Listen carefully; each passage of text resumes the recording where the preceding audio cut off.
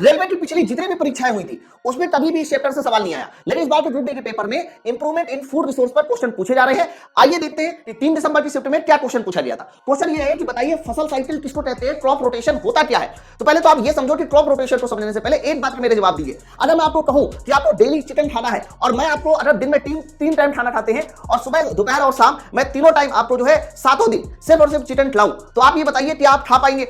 मान लेते हैं एक बार आप खा भी लेंगे, लेकिन आपके खा लेने से आपकी जो बॉडी है उसका कितना बड़ा नुकसान होगा ये भी आप नहीं सोच सकते। ये केवल चिकन की बात नहीं है, आप कोई हेल्दी आइटम भी खाते हैं, मैं कह रहा हूं आप डेली जो है बादाम खा रहे हैं, डेली मखाना खा रहे हैं, या डेली जो है आप मान लीजिए दाल खा रहे हैं, तो भी अगर डेली आप दाल खाओगे तो आपकी जो बॉडी है वो बॉडी में सिर्फ वो न्यूट्रिएंट मिल पाएंगे जो दाल में है, बाकी न्यूट्रिएंट कहां से मिलेंगे। सेम चीज हमारे कह सकते हो फसल के साथ होती है, मिट्टी के साथ होती है। अगर हम लोगों को एक साल मिलता है तो एक साल में एक ही तरह की फसल नहीं उगानी चाहिए। अगर आपने एक ही तरह की फसल उगाई तो उससे क्या होगा कि मिट्टी में जो भी हमारे पोषक तत्व रहेंगे वो एक ही तरह के रहेंगे, बाकी पोषक तत्व तो क्या।